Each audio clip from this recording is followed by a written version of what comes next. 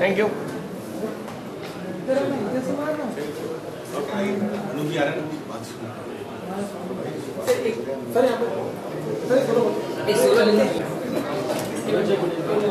भाई थोड़ा साइड में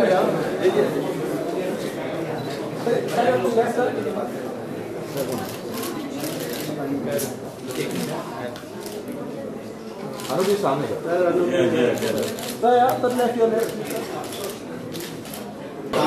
सिमल भी आ रही है एक सोलो करते हैं सर यहाँ देखिए अनुज तो सामने अनुज जी सामने यहाँ देखिए राइट सर सामने आपके अनुज तो सामने एक बार सर लेफ्ट में यहाँ पे सर यहाँ एक सेंटर में आ जाए सेंटर में करते हैं बच्ची मेरी कैसी है अनूप सर थोड़ा शिफ्ट हो जाएंगे sir thank you so much थोड़ा पीछे आ जाओ कम क्लोज प्लीज आइए सर आइए excuse me come close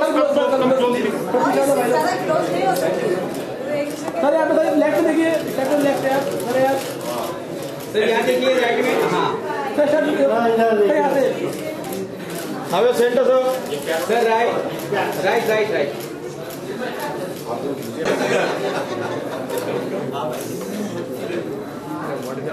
So start from left, sir. Sir, यहाँ से.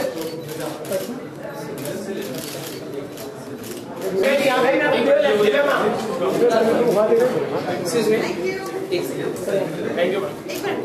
Challenge कीजिए. Yes. Yeah. Center look here. Excuse me. Yeah, one second. बोलिए. Excuse me. Kashi on the center here. मेरा नाम विक्रांत भारतीय है और एक गाना गाया है मैंने उसमें नैना लागी जी म्यूज़िक से मूवी है आई होप आप सबको बहुत पसंद आने वाली है राज प्रकाश ने म्यूज़िक किया है और गाना सीरियसली बहुत अच्छा है तो आप सबको बहुत ही पसंद आने वाला है it's really nice song I hope it will get great success thanks. कैसा अनुभव रहा गाने का? गाना बहुत अच्छा है बहुत मेलोडियस सॉन्ग है सबको बहुत पसंद आता है इनफैक्ट मेरा बहुत फेवरेट सॉन्ग है। हेलो मैं म्यूज़िक कंपोज़र राज प्रकाश बोल रहा हूँ। इस फिल्म में एक रोमांटिक सूफी सॉन्ग है जो शान जी ने गाया है मधुश्री जी ने गाया है और दूसरे हमारे सिंगर है विक्रांत भारतीय 3 सिंगरों ने गाया और म्यूज़िक इसका आ रहा है ZTV पे बहुत ही अच्छा म्यूज़िक हुआ है एंड होपफुली ये गाना ब्लॉकबस्टर होगा नो डाउट और इस फिल्म के लिए हमारी बहुत बहुत शुभकामनाएं हैं और ये मूवी 4 अगस्त को रिलीज़ हो रही है all over India. Thank you so much.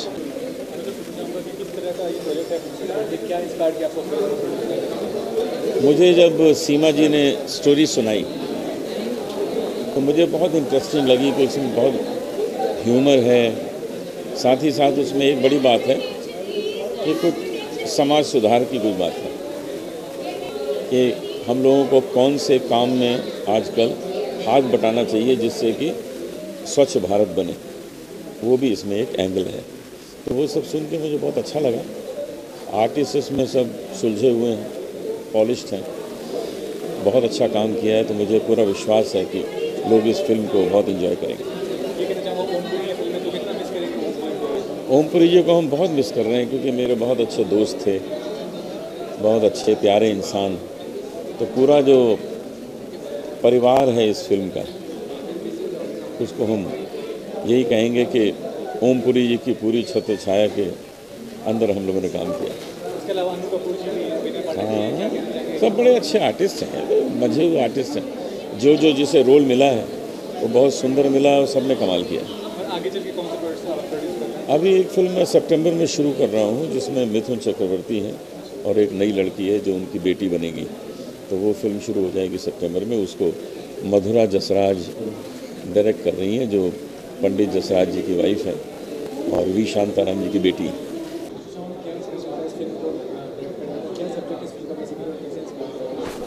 इस फिल्म का सब्जेक्ट है मॉलियर का एक प्ले है बूर्जुआ जेंटलमैन उससे प्रेरित होकर ये फिल्म की है। इसमें एक गरीब आदमी कबाड़ी है जो अमीर बन जाता है उसकी कहानी और उसके जो कॉम्प्लेक्सेस हैं उनकी कहानी है।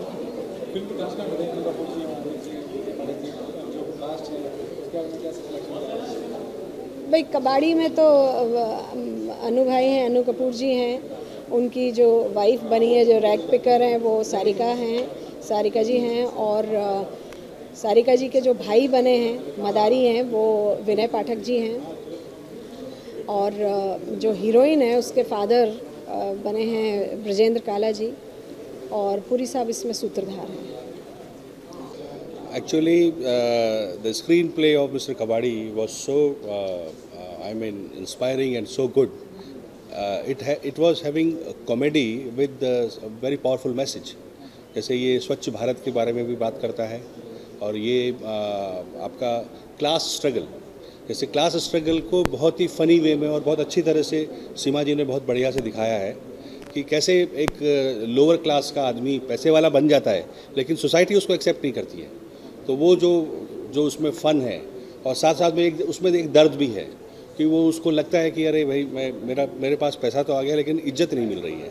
तो उसको बड़े अच्छे से उसको दिखाया है, और हमारे जितने भी इस फिल्म में जो आर्टिस्ट हैं, वो they all are, I can say they are hero of acting. It starts with Om Puri sahab, फिर अनु कपूर जी, सब ने इन्होंने अपने विनय पाठक जी, सारिका जी और ब्रजेंद्र काला, सब ने बहुत ही अच्छा काम इसमें किया है। और सारिका जी का इसमें एक ऐसा शॉट था कि वो रैग पिकर है, तो उन्होंने इतना ज़बरदस्त काम किया। वो सीमा जी बोल रही थी अरे सारिका जी रुक जाओ, वो पूरा वो कीचड़ में, सुअर में, सब में घुस गई, और इतना ज़बरदस्त उन्होंने वो सीन किया। उसके बाद 2 दिन बीमार हो गई। तो कुल मिला के बड़ी अच्छी ये मेहनत से ये पिक्चर बनी है, और पुरी साहब का इसमें बहुत बड़ा कंट्रीब्यूशन, एक्टिंग भी नहीं बल्कि वो बोलते थे, शुरू से बोलते थे मैं इस फिल्म का लाइन प्रोड्यूसर हूँ। इतना इन्वॉल्वमेंट पुरी साहब का इस फिल्म में रहा।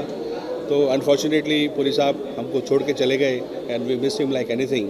पर हम ये मानते हैं कि उनकी ब्लेसिंग्स, उनकी दुआएं हमारे साथ हैं, और वो जहाँ भी है वो हमको पूरी दुआएं दे रहे हैं। उनका वृहदस्त हमारे सर पे रहता है, ऐसा हम मानते हैं। तो thank you very much. Subject है इस फिल्म पर, किस तरह किरदार निभा इस फिल्म में आप?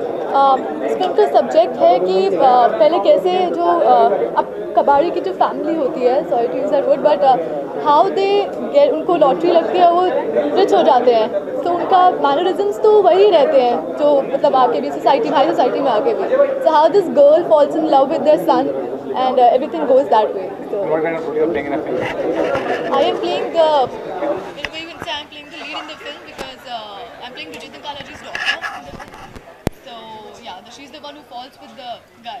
And how was the working experience with all this cast? I mean, all the veterans. Amazing. I think Om Puri जी के साथ इतना टाइम जो बिताया वो इतना स्पेशल टाइम था। आई थिंक मेरे लिए लाइफ टाइम एक्सपीरियंस था वो। Unfortunately is not with us today, but जब भी हम देखते हैं या कुछ भी होता है, we miss it so much, I can tell you. हाँ, मतलब काफ़ी बातें हुई हैं और इतना अच्छा टाइम स्पेंड किया उनके साथ। मतलब इतने ढेर सारे मोमेंट्स मैं एकदम से रिकॉर्ड नहीं कर पा रही हूँ, बट बहुत सारे। वो हमेशा इतने ज़्यादा, we actually had a dinner with him once, सबके साथ पूरी टीम ने बैठ के इकट्ठे डिनर किया था, एंड ही वाज लाइक कि you know this is the dinner from my side, and it was so good, I can tell you, talking and having fun all the time, और सबके साथ हंसी खेलते वैसे।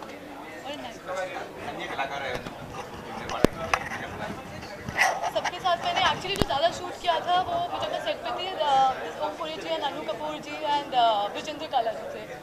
सो सबके साथ ही बहुत ही अच्छा। Anu sir is so good that आपको इतना कुछ सीखने को मिलता है एक्टिंग वाइज भी, and as a person also so nice that he keep telling you कि ऐसा करो, you know, do this, do that. So he is very supportive in that. Seema का ma'am is the best at she is so good. उनके साथ काम करना, इतनी relaxed और इतनी कूलली काम कराएंगे, आपको पता भी नहीं चलेगा कब सीन होगा। So thank you.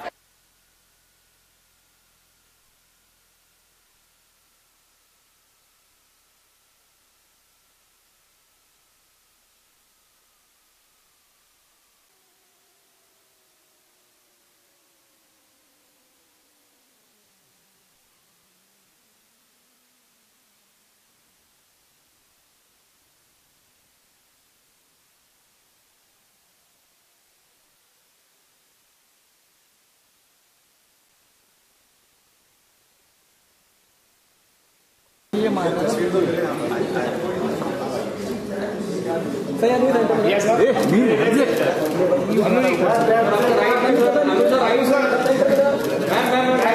काट नहीं लेना तो नहीं मुझे बहुत खुशी है इस बात की कि सीमा जी ने जो मुझे स्क्रिप्ट सुनाई थी, स्टोरी सुनाई थी और जो मुझे बहुत अच्छी लगी थी, और मैंने आधी स्टोरी सुनने के बाद उनको कहा था कि मैं ये फिल्म बना लूं, और प्रॉमिस करके फिर मैंने बाकी सुनी थी इनकी कहानी। और मुझे बहुत खुशी है कि आज इस फिल्म को हम अंजाम दे सके हैं, हम यहाँ तक पहुँच गए हैं कि आज आपके सामने इसका ट्रेलर दिखाएंगे। फिल्म भी हमारी तैयार है, 4 अगस्त को हम सारी दुनिया को दिखा देंगे। तो मैं बहुत शुक्रिया अदा करना चाहता हूँ ओमपुरी जी का, क्योंकि उन्होंने इस फिल्म को अपना समझ के काम किया, और अपना समझना ही था क्योंकि उनकी पत्नी इसको डायरेक्ट कर रही थी, तो उनका पूरी तरह से मन इसमें लगा हुआ था। वो चाहते थे कि ये फिल्म बहुत खूबसूरत बने और कहीं भी इसमें कोई तकलीफ ना आए। मुझे कई बार तो वो मेरे घर आ जाते थे कि भाई देखो कोई भी सीमा को किसी का फोन नहीं जाना चाहिए कि ये मुश्किल हुई, ये मुश्किल। मैंने कहा उनको फोन नहीं जाएगा कोई, जो फोन आएंगे सब मुझे आएंगे। और हमने कोई किसी तरह की इस फिल्म में मुश्किलात नहीं आने दी, बहुत प्यार से। और फिर साथ में हमारे अनु कपूर जी, वो इनके भाई, तो हर तरफ से इस फिल्म में हमको सपोर्ट जो है वो बिल्कुल घर जैसा मिला। रंजीत भाई साहब भी इसमें आ गए हमारा साथ देने के लिए। उन्होंने इसमें जो बैकग्राउंड म्यूजिक है उसको बड़े खूबसूरत ढंग से अपने एक्सपीरियंस से उसको बनाया है, पेश किया है, जिससे कि इस फिल्म में एक उभार जो है बहुत खूबसूरत आ गया है। उभर के आ गई है फिल्म, और वो हमेशा बैकग्राउंड म्यूजिक से आती है जो इन्होंने करके दिखाया है। वक्त बहुत कम है, इसलिए कुछ ज़्यादा कहने की ज़रूरत नहीं है, सब लोगों ने बोल ही दिया इसके मुतालिक। तो मेरे ख्याल से शुरू कर देना चाहिए हम लोगों को।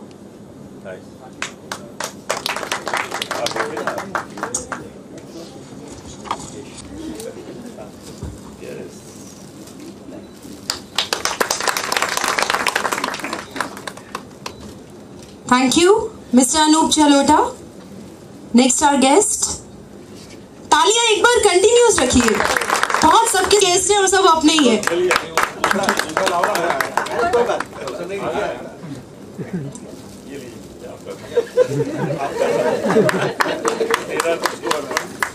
Thank you ma'am. मैं चाहूंगी अब आप फेलिसिटेट कीजिए दिव्या दत्ता जी को, the very very pretty Divya Dutta. Please give a big round of applause for Divya ji.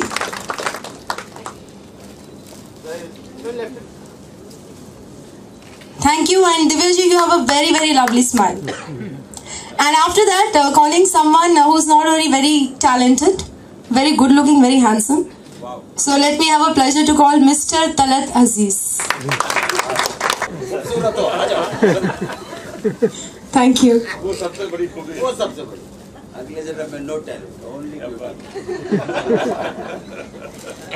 And next, I would like to call Mr. Bachendra Kala. Mr. Ranjit Kapoor. जोरदार तालियों के साथ। A very pretty heroine of our film. Please once again, big round of applause for Kashish. Thank you so much.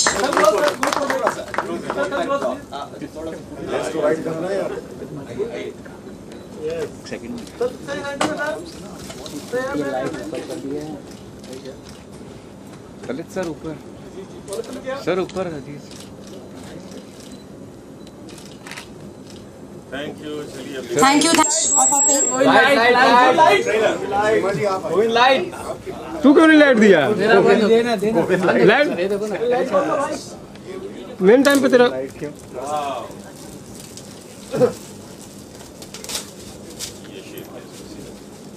Very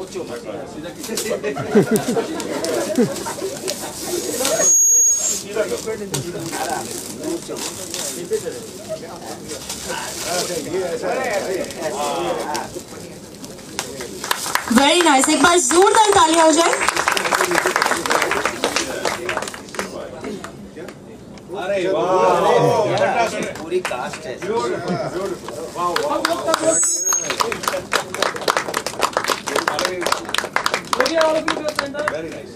sir सामने देखिए, गुप्ता जी आगे देखिए। अरे मधु जी को बुलाएंगे।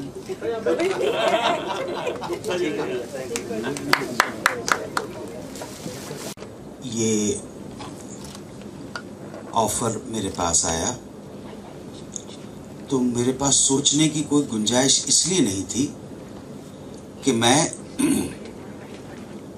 मुझे मालूम नहीं कि मैं अच्छा एक्टर हूँ कि घटिया एक्टर हूँ, अच्छा कलाकार हूँ कि घटिया कलाकार हूँ, लेकिन मेरी हमेशा कोशिश रही है कि और कुछ नहीं तो अच्छा भाई और अच्छा बेटा और पिता हो जाऊं। और मुझे ऐसा लगा कि अगर मैं वो हो गया और घटिया एक्टर भी हुआ, घटिया कलाकार भी हुआ, तो कोई बात नहीं है। बहुत सारे एक्टर बहुत सारे अच्छे हैं।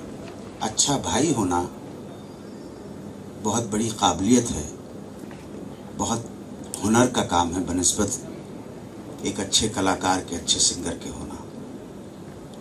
बस यही फोकल पॉइंट था इस फिल्म को करने का। मुझे मालूम है कि इस फिल्म में सबसे अच्छा काम अगर किसी ने किया है, मेरी बहन ने किया है, और उसके बाद अगर किसी ने किया है, एक अंदाजा लगा सकता हूँ। फिल्म देखता नहीं हूँ मैं, ये है पक्का बात। मैं फिल्म देखता नहीं हूँ, ना आपकी ना अपनी। मुझे घबराहट होती है देखने के अंदर। इस 44 साल के तजुर्बे के बाद भी मुझे ऐसा लगता है कि इतना बदसूरत चेहरा मैं टॉलरेट नहीं कर पाता हूँ स्क्रीन के ऊपर, with due respect to everyone. मुझे ऐसा लगता है, कॉम्प्लेक्स है, लेकिन होता है कॉम्प्लेक्स लोगों को अंदर। मेरे अंदर अभी भी कॉम्प्लेक्स है, 62 साल की उम्र में चल रहा हूँ, लेकिन कॉम्प्लेक्स है। तो मैं अपनी फिल्म हो, पढ़ाई हो, किसी की फिल्म देखता नहीं हूँ। लेकिन मुझे ऐसा लगता है कि हमारे प्रोड्यूसर्स ने हमारी बहन के ऊपर जो विश्वास किया, उसकी क्रिएटिविटी पे विश्वास किया, उसके पोटेंशियल पे विश्वास किया। उसने इससे पहले भी एक फिल्म बनाई थी, लेकिन इत्तेफाक से वो फिल्म बिल्कुल दूसरे नेचर की थी, दूसरे जॉनर की थी। अप्रिसिएशन, क्रिटिकल एक्लेम बहुत मिला, परंतु वो सामने नहीं आ पाई। बहुत अच्छा काम था। मैं तो 2 फ्रेम देख के समझ जाता हूं कि डायरेक्टर की औकात क्या है। नहीं, बिल्कुल सही बात है। आप मुझे अनूप भाई बहुत अच्छी तरह से जानते हैं, तलत भाई। ये भाई इसलिए बोल रहा हूँ कि मेरे दिल में बसे हुए हैं, कहीं ना कहीं हम लोग जुड़े हुए हैं। अनूप भाई बहुत बहुत आभारी हूँ, मशकूर हूँ, शुक्रगुजार हूँ कि आपने सीमा कपूर जो मेरी बहन है, मैं चाहता हूँ कि वो इतना नाम रोशन करे कि कल उसे कहा जाए कि भाई ये जो है सीमा के भाई हैं। तो बात होती है। आज भी झालावाड़ जैसी छोटी जगह में, जहां इत्तेफाक से मेरे फादर पैदा हुए थे पेशावर में और सुपुर्द आतिश किए गए झालावाड़ में, मदर पैदा हुई थी कलिंगपोंग में, सुपुर्द आतिश हुई झालावाड़ में। आप देखिए कहाँ पैदा हुए और कहाँ जाके समापन हुआ जीवन का। आज भी झालावाड़ में लोग हमें कहते हैं ये दीदी के बच्चे जा रहे हैं। तो मैं चाहता हूं बेटा कि तुम्हारी इसमें ये कि अगर मुझे कोई देखे तो तुम्हारे नाम से पहचाने, साहब ये आप जानते सीमा कपूर का भाई है। ये मैं कभी भूल नहीं पाया इस फिल्म को करते वक्त कि मैं एक अनूप भाई, हमेशा से अनूप भाई बोला है आपको मैंने, तलत भाई बोला है। पीठ पीछे भी मैंने कभी ऐसा नहीं बोला कि तलत अजीज का फोन आया था, तलत भाई का फोन आया था। ये रस्म और रवायत जो है, ये तहजीब जो अखलाक है, ये माँ दे के गई है। जिसको मुंह के ऊपर बोलना है, अगर माँ बहन भी करनी तो मुंह पे करेंगे, और इज्जत देनी है तो वो भी मुंह के ऊपर करेंगे, पीठ पीछे भी वैसे ही करेंगे। तो मैं कभी भी ये भूल नहीं पाया कि ये फिल्म मेरी बहन बना रही है। उसके बाद तो कुछ बचता ही नहीं था। मैं जितना कर सकता था उतना किया। मुझे ये भी मालूम पड़ा है, मेरी पत्नी ने शायद ये फिल्म देखी, उसने कहा सबसे अच्छा काम इस फिल्म में अगर किसी का है तो दीदी के बाद, सीमा के बाद वो विनय पाठक का काम है। इस फिल्म में बहुत अच्छा काम किया है विनय पाठक ने। मुझसे नहीं हो पाया, मैं समझ नहीं पाया, डेट्स की प्रॉब्लम थी। मैं बहुत शायद उम्र के इस दौर पे पहुंच गया हूँ जहाँ सब कुछ मुझे बहुत बहुत परफेक्ट सब कुछ चाहिए। सो अगर मेरे काम में ऊंच नीच लगे तो मुझे क्षमा कर दीजिएगा आप, उम्र का तकाजा है। और ऐसा नहीं है कि मैंने हमेशा खराब काम किया हो। यहाँ पे मेरे बड़े भ्राता बैठे हुए हैं जो जिम्मेदार हैं इस चीज़ के लिए कि मैं इस शहर के अंदर आके जो भी मैं पनपा पला बढ़ा हूँ वो श्री रंजीत कपूर की वजह से हूँ, वरना मैं इस नगरी में कभी आ ही नहीं पाता हूँ। उनसे मैंने बहुत सीखा है, बल्कि मैं यूं कहूँगा कि जो कुछ मेरे पास है उसमें उनके दिए फल नहीं, उनके दिए हुए बीज हैं। उन बीजों को मैंने सही कल्टीवेट करके एक बड़ा दरख्त बना दिया है और वो दरख्त जो है अपनी तरह का ओरिजिनल हो गया है। लेकिन बीज काका जी आपके दिए हुए हैं, आप ये ध्यान रखिएगा। हाँ, मैंने आपसे फल नहीं लिया है। एक एक बात जो मेरे ब्रदर ने कभी, आज से तकरीबन आप समझ लीजिए 35 साल पहले चंडीगढ़ के एक मैदान से गुजरते हुए मैंने मेरे भाई से पूछा कि ये एक ये किताब है, यूलिसिस उसका नाम है, और समझ ही नहीं पाया काका जी। मुझे समझ में ही नहीं आया। यूलिसिस एक ऐसी किताब है जो विश्व के साहित्य की अद्वितीय कृति मानी जाती है, समझ नहीं पाया। काका जी ने, मेरे बड़े ब्रदर ने, तलत भाई आप ताज्जुब करेंगे, वो मैदान जो चंडीगढ़ यूनिवर्सिटी में क्रॉस करते करते कहने लगे मैं ऐसे आसानी से समझा नहीं पाऊंगा, मैं तो तुम्हें सूत्र दे सकता हूँ, बीज दे सकता हूँ जिसको कल्टीवेट करके तुम समझ सकते हो। और उन्होंने 2 ऐसे सवाल मुझसे किए, कहने लगे मैं एक लफ्ज तुम्हारे सामने बोलूंगा, उस लफ्ज को सुन के तुम्हारे दिमाग में जो इमेजरी आए, जो एलिगरीज आए, जो परसेप्शन आए, वो मुझसे बोलते चले जाना। और उन्होंने कहा क्रिकेट। क्रिकेट मेरी डायरी में लिखा हुआ है, शायद ये बात होगी 16 या 17 फरवरी 1980 की। तो मैंने कहा क्रिकेट, कहने बोलना शुरू करो। मैंने कहा सुनील गावस्कर, कपिल देव नया नया आया था, विश्वनाथ गुंडप्पा, बहुत सारे लोगों के नाम बोलता चला गया। फिर 1 सेकंड का पॉज लिया और काका जी ने कहा वो याद नहीं आया? हाँ, मैंने कहा वो भी याद आया। वो याद नहीं आया? हाँ, वो भी याद आया। कहने लगे बस यूलिसिस को समझने का सूत्र यही है कि जो तुम्हारे दिमाग में चल रहा है तुम्हें खुद मालूम नहीं होगा कि तुम क्या क्या सोच रहे हो। एक वर्ड की इमेजरी तुम्हारे मस्तिष्क में कितनी चीजों को बता जाती है। ये बहुत जेम्स जॉयस का ये नॉवल है। तो आपसे बहुत कुछ सीखा है, और जो आपसे सीखा है, जो बीज लिया है, मैं विनम्र निवेदन करता हूं कि उस बीज को मैंने कल्टीवेट किया, उसका विशाल वटवृक्ष बनाया, और आज अति विनम्रता पूर्वक निवेदन कर रहा हूं कि लाखों युवक युवतियां आज मेरे विचार, आज मेरी भाषा, आज मेरे जो तख़य्युल है उनको सुन के मुझे शुक्राना अदा करते कि आपकी वजह से हमें ये इस चीज़ को इस तरह समझने का मौका मिला। मैं सिर्फ एंकर नहीं हूँ, एंकर से मेरा कुछ वास्ता नहीं है। अच्छे लोगों को सुना है। गायक हमारे ना बाप थे, ना आप है, ना मैं हूँ। संगीत से हमारा कुछ ऐसा कुछ नहीं है, मेरे बाप को भी संगीत मालूम नहीं था। लेकिन जब आप अनूप भाई, तलत भाई जैसे लोगों को, मेहंदी साहब जैसे लोगों को आप सुनते हैं, बड़े गुलाम अली खान को सुनते हैं, सलामत नज़ाकत अली को सुनते हैं, तो आप अच्छे सिंगर नहीं बनते।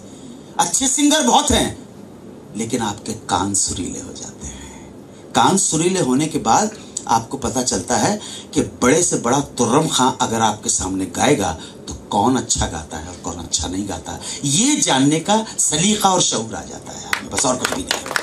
अच्छा क्या है, एस्थेटिक्स क्या है, क्या सौंदर्य बोध है, किस चीज को कहें कि ये लायक नहीं है, किस चीज को कहें कि वो ठीक ठाक है। एक छोटी सी कहानी आज मैं रिकॉर्ड करके आया हूँ, और मुझे इतनी खुशी है कि मेरे चैनल के बॉसेस ने कहा कि अगर ये कहानी कोई और नरेट करता तो वो कहानी वल्गर हो जाती। तलत भाई कहानी ऐसी थी, आप सब जानते हैं मेरे रेडियो शो, कहने की जरूरत नहीं है कि वो इस हिंदुस्तान का कौन से नंबर का रेडियो शो है, वो छोड़िए आप, सब पूरे जहान को मालूम है। उसका टीजर ये है कि एक हीरोइन जो अपने क्रोधित प्रेमी को मनाने के लिए घर से भागी, एक हीरोइन, फिल्म की हीरोइन, आप में से कोई ऐसा व्यक्ति नहीं होगा जिसने उस हीरोइन का नाम नहीं सुना। एक हीरोइन अपने प्रेमी को मनाने के लिए बेडरूम से निकलकर, घर से निकलकर भागी और सड़क पे आके उसे पता चला कि वो स्टार नेकेड है। ये था टीजर। अब अगर मैं इसी कहानी को यूं कहूं कि एक हीरोइन अपने आशिक को, अपने बॉयफ्रेंड को मनाने के लिए घर से बाहर निकली और सड़क पे आके पता चला कि वो नंगी है, ये वल्गर हो जाएगा। आप समझे, कानों को करख्त होता है। नहीं, जब पता चला कि वो सड़क पे पहुंच गई है और आभास हुआ कि वो वस्त्रहीन है, निर्वस्त्र है, अब इस भाषा का इस्तेमाल करके वल्गैरिटी, श्लील और अश्लील में थोड़ा सा ही फर्क है। ये पूरी कहानी है, सच्ची कहानी है, आप जानते हैं। उसका नाम था, और उसमें कहानी ऐसी है, आप इंटरनेट पे पढ़ेंगे, जो आज ही मेरी राइटर जावेद अहमद ने वो कहानी लिखी, मैंने आज रिकॉर्ड किया उस कहानी को, कि उसने लिखा है कि लास्ट मोमेंट, फिजिकल कॉपुलेशन के लास्ट मोमेंट में ऐसा हुआ, महेश भट्ट के साथ उसका झगड़ा हो गया और वो भागा वहां से, दोनों के बीच में वो भागी, परवीन भाभी उसके पीछे, और वहां पहुंच के, सड़क पे पहुंच के लगा शी वाज स्टार्क नेकेड। आप चीज को कैसे कहते हैं? शारीरिक समागम के चरमोत्कर्ष में अगर आपने इस भाषा का इस्तेमाल किया, कोई आपको दुनिया का आदमी नहीं कह सकता कि आप वल्गर। हर चीज का परसेप्शन होता है। तो हमारी बहन ने इस फिल्म को जो बनाया है, इसमें बहुत सारी ऐसी जगह चीजें हैं जो ब्लंट होके कही गई हैं, लेकिन सौंदर्य बोध तो वही होता है, ब्लंट होके भी कहा जाए। शुजीत सरकार ने कितनी कैसी स्पर्म की बात को एक कल्ट फिल्म बना के सामने पेश किया है। पूरी फिल्म विक्की डोनर कहीं वल्गर नहीं लगती है, डायरेक्शन उसे ही कहते हैं, कलाकारी उसे ही कहते हैं। तो मैं आप सबसे विनम्र अनुरोध है मेरा कि अगर आपको हमारी फिल्म अच्छी लगे तो हमें सहयोग दीजिए, और एक भाई के नाते भी मेरे को तो जो करना था मैं अपना मैंने पूरा किया है। ये मेरे प्रोड्यूसर हैं, वैसे प्रोड्यूसर तो ये भी हैं, अभी शो लेके आए थे, पता नहीं कहाँ गायब हो गए। मेरे तो सभी प्रोड्यूसर, हमारे ऑफिस में क्या होता है, अनूप भाई का फोन आ गया, तलत भाई का फोन है, अन्नदाता का फोन है, प्रोड्यूसर नोट लेके आते हैं, ये तो खैर डॉलर लेके आते हैं, इसमें कोई प्रॉब्लम नहीं। तो हमें बहुत अच्छा लगता है भैया, हम तो भैया सीधे सिंपल सी बात है, हम तो पैसे के लिए काम करते हैं, पैसे के लिए अपना देश नहीं बेचेंगे, आपका गला नहीं काटेंगे, किसी का मर्डर नहीं करेंगे, रेप नहीं करेंगे, गैर कानूनी काम नहीं करते, लेकिन हमारा भगवान तो पैसा ही है। और जब तक हमारी फिल्म 125 करोड़ रुपए करती रहेगी, हमारे भगवान को आप सब मानते रहेंगे। इतना ही विनम्र निवेदन है। बहुत प्रेम और शांति के साथ सुना। आप सब सुखी रहें, खुश रहें, आबाद रहें, मुंबई रहें या अहमदाबाद रहें, यही प्रार्थना है। हमारी फिल्म को भरपूर सहयोग करें। आपने सवाल यार इतने पुराने मेरे दोस्त, कोई बात नहीं, आपको शक्ल देख के नहीं लग रहा कि भाई ऐसा नहीं। 2-3 शक्ल अच्छी थी वहाँ पर, ऐसी बात नहीं, 2-3 अच्छी शक्लें थी, विनय जी भी थे, ओम जी भी थे। मतलब अपना सेंटर में देखा ओम जी को, मैं कहा is he playing that, I know. नहीं, वो ओम जी सूत्रधार है, नरेटर इतर की दुकान में है कुछ, में अपना इतर का कुछ काम कर रहा है। छन्नू, हाँ, सुहाग रात इतर वाले। Okay, this film is written by you, जी हैं, जी। एक सवाल सीमा जी और प्रोड्यूसर अनूप जलोटा के लिए। आपने एक फिल्म अच्छी बनाई, लेकिन आपको ऐसा नहीं लग रहा है कि you are coming out on the same date when Shahrukh Khan, जब हैरी मेट सेजल आ रही है, और उसके बाद एक और कबाड़ी टॉयलेट वाला फिल्म, टॉयलेट एक प्रेम कथा आ रही है, तो आपने कैसे चूज किया इस डेट को? एक और फिल्म आ रही गुड़गांव। अनुज जी बोले, आप डेट की बात कर रहे हैं या ये सब्जेक्ट की बात? डेट। इतना बड़ा रिस्क ले रहे हैं। अच्छा, आपको अगर अपनी चीज पे कॉन्फिडेंस होता है तो मुझे नहीं लगता है कि कोई भी चीज, क्योंकि कभी ना कभी कोई ना कोई फिल्में तो आती ही रहेंगी, तो इस वजह से हमने बिना किसी डर के ये निर्णय लिया है। बाकी ओम जी और अनूप जी बहुत अच्छी तरह समझा सकेंगे मार्केटिंग का सारा।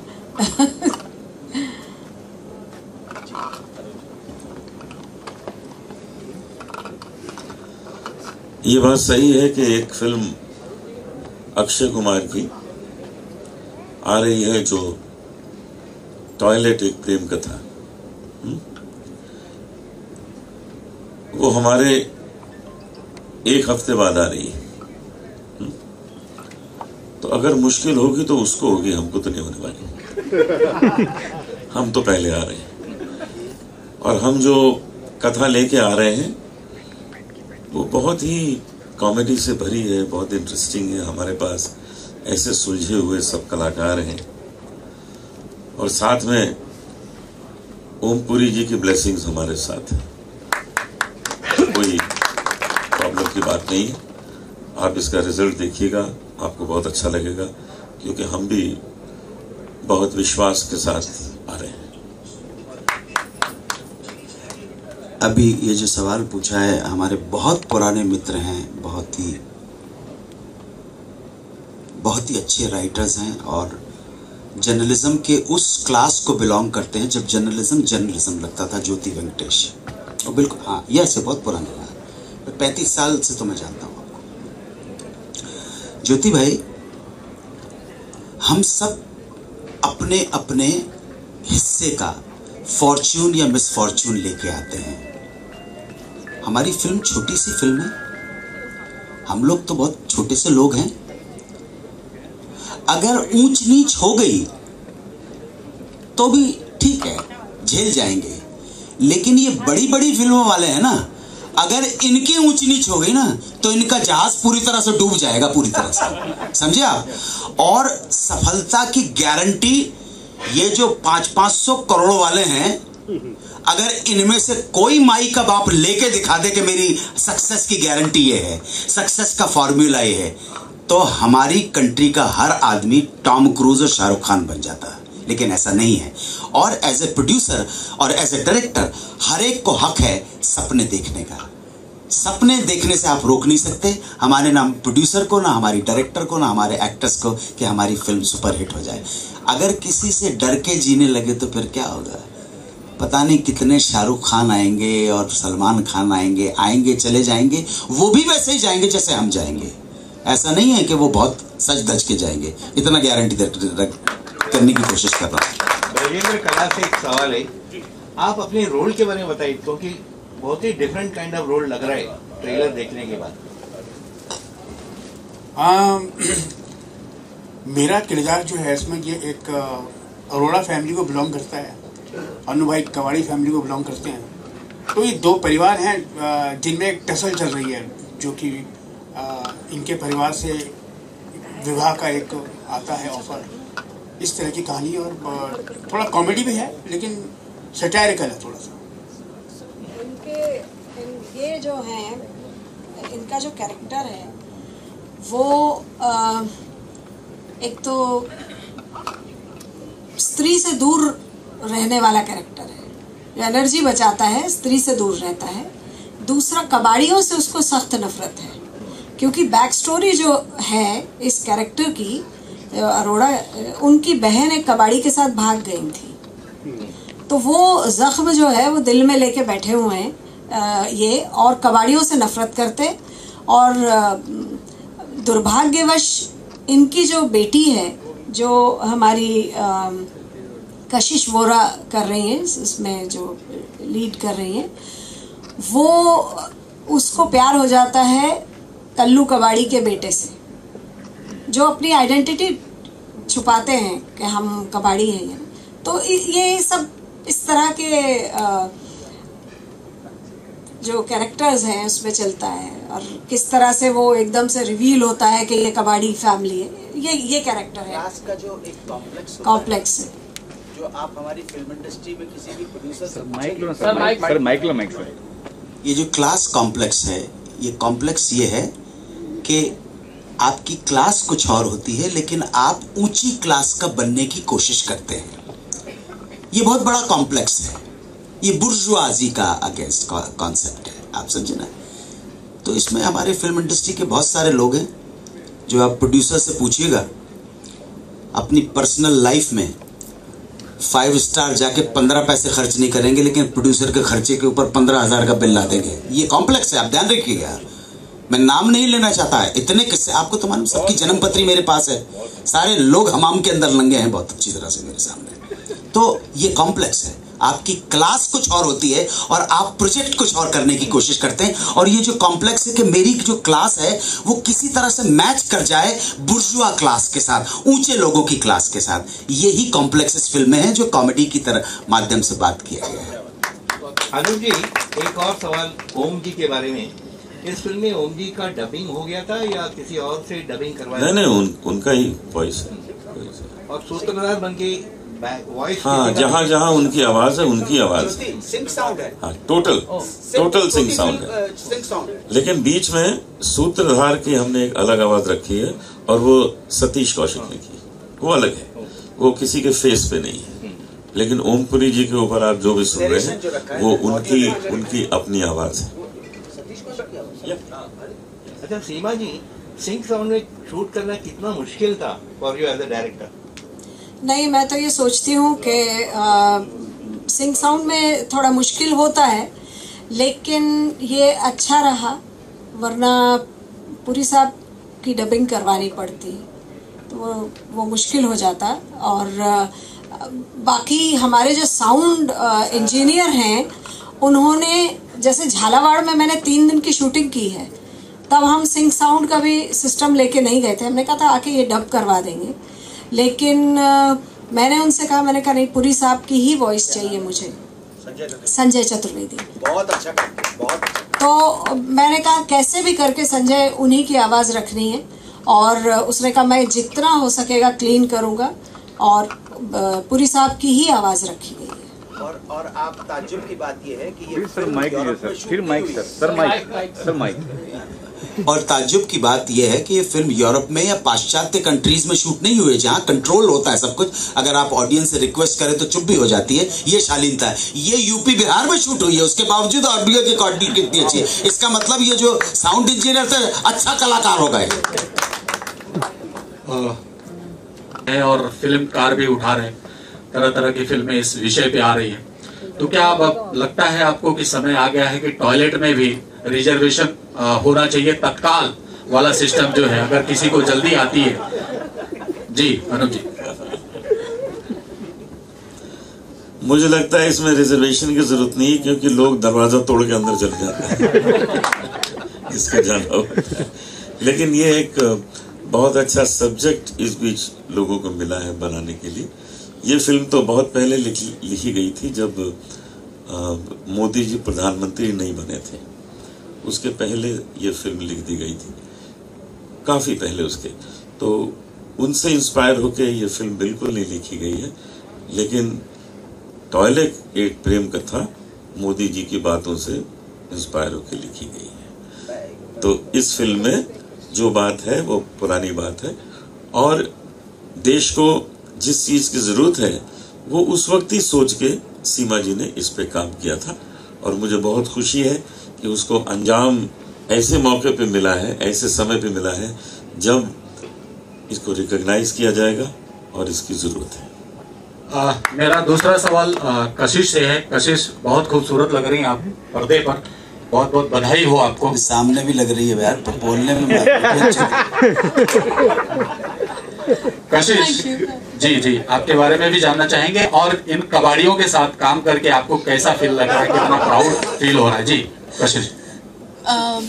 मेरे लिए मेरी फर्स्ट फिल्म, और इतने बड़े एक्टर्स के साथ काम करके I think I am feeling out of the world on cloud 9, क्योंकि मुझे इतना कुछ सीखने को मिला इन सबसे। तो आई थिंक मेरे लिए इससे अच्छी चीज कोई हो ही नहीं सकती। और अपने बारे में कुछ बताएं, कैसा कितना चैलेंज था इतने बड़े बड़े कलाकारों के साथ काम करना, और क्या कुछ सीखा आपने कशिश इन सब से? चैलेंज भी था और नर्वसनेस भी थी, क्योंकि सारे एक्टर्स इतने बड़े हैं, और मुझे इतना कुछ सीखने को मिला हर बार, इतनी हेल्प मिली हर चीज में, कि आपको इतना सपोर्ट करते हैं हर चीज में। अगर आप गलती भी करोगे तो आपको सपोर्ट करेंगे कि ऐसे नहीं ऐसे करो। तो आई थिंक उससे अच्छी कोई चीज नहीं हो सकती है। कशिश, कहाँ से बिलोंग करती हैं आप? बेसिकली मैं लखनऊ, मेरा नेटिव प्लेस लखनऊ है, but I am brought up in Delhi, so मेरे पास दोनों का लखनऊ से बॉलीवुड तक कैसा रहा सफर? बहुत अच्छा सफर रहा है। अभी शुरुआत करी, अभी तो सफर शुरू हुआ है तो देखते हैं आगे आगे, आई थिंक काफी अच्छा जाएगा। Thank you so much. वैसे यार मेरे जानने वाले सर माइक लो सर आप। मेरे जानने वाले ने क्लेम किया है कि जो ये आ रही, आपको मालूम पिक्चर तो देखता हूँ, ज्योति चैतन्य कहाँ गए, वेयर इज चैतन्य, हाँ अब कहाँ मैं देखता हूँ, लेकिन मेरे जानने वाले ने प्रेम किया है कि अक्षय की फिल्म में ये टॉयलेट एक प्रेम का था। वो जो जिसने हमारे साथ हम काम जिसके साथ करते हैं, मैंने तो एक ही हीरो के साथ काम किया, तो मेरे जानने वाले ने क्लेम किया है कि उसने ये कहानी सुनाई थी उनके प्रोडक्शन हाउस को जो मार गया। चोरी करने की आदत तो हिंदुस्तानियों की बचपन से रही है, तो ये उसका क्लेम है कि उसने कहानी प्रोड्यूसर उस प्रोडक्शन हाउस को सुनाई थी। टॉयलेट एक प्रेम कथा जिसके ऊपर ये आपके सामने बन रही है, ये चोरी का माल है। लगने के लिए शौचालय, ये तीन चीज हमेशा सब जरूरी बोलते थे, चौथी चीज उतनी जरूरी है। तो ये इसको एकदम जो एक बहुत नेसेसिटी है उसको बड़े कॉमिक वे में और बड़े अच्छे ढंग से सीमा जी ने इसको दर्शाया है। नहीं, एक्चुअली ये टॉयलेट पे ही नहीं है, मैं ये बता दूं, ये एक हाँ ये एक टॉयलेट पे नहीं है, क्लास कॉन्फ्लिक्ट है। सबसे बड़ी बात, जब मैंने ये लिखा था, जैसे अभी बताया आपको, तो मेरे जहन में ये आया था कि किसी हीरो का अगर प्रोफेशन ये हो कि उसके टॉयलेट्स चलते हैं, हाँ, और एक कबाड़ी, अगर जैसे हमारी सोसाइटी में होता है कि जब कोई आईएएस बन जाता है कोई जिस वर्ग का, तो सबसे पहला काम वो क्या करता है कि ये नहीं कहता है कि मैं उस फला वर्ग से आया हूं, वो सबसे पहले उनसे कट जाता है। ये हमारे समाज की ये त्रासदी है। सबसे बुरी बात ये है कि आप जहां से आए हैं, हमारे कई नेता हैं जो जिस वर्ग से आए हैं उसको वो बताते भी नहीं है कि हम अपने रूट्स भूल जाते हैं और उसका पूरा फायदा उठाते हैं। उस वर्ग की उसके 30% या जितने परसेंटेज उसका फायदा उठाते हैं, लेकिन वो अपने आप को उन लोगों से एसोसिएट नहीं करना चाहते। नाम बोलने की जरूरत नहीं है, जो जिस वर्ग की मैं बात कर रही हूँ, है ना। आज तक के ऊपर तो सबसे पहले मेरे जहन में यही बात आई थी स्क्रिप्ट लिखते हुए कि जब आप एक जगह से आए हैं और आप बड़े बन जाते हैं, आप सबसे पहले अपने समाज से क्यों कट जाते हैं? वो ही जो कॉन्फ्लिक्ट है। और समाज से कट के आप जिन लोगों में उठने बैठना चाहते हैं, वो आपको अपने बराबर समझ नहीं रहे। आपकी भाषा, आपकी क्लास, आपकी खान पान, आपका रहन सहन, वो बहुत समय लगता है। क्लासिकल म्यूजिक के लिए कान बनाने के लिए, कान वो करने के लिए रियाज की उसको सुनने की जरूरत होती है। तो ये एक कॉन्फ्लिक्ट है, ये जो परिवार है, ये इसकी कहानी है।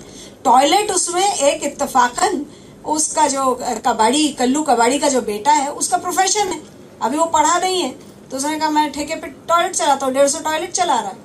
तो ये हमने किसी तरह के कोई वो डॉक्यूमेंट्री नहीं बनाई, ये एक लव स्टोरी है, एक उस क्लास की लव स्टोरी है। इसको भी आज तक का आप लाल किले पे मुशायरा करके आया हूँ। अगर समय हो और मूड हो तो जरूर सुनिएगा। ओपन होके बोला है मैंने, और वहाँ पे देश के नेता बैठे हुए थे, ओपन होके बोला है मैंने सब कुछ वहाँ पर, बगैर किसी को हर्ट किए हुए सत्य की बात बोली है।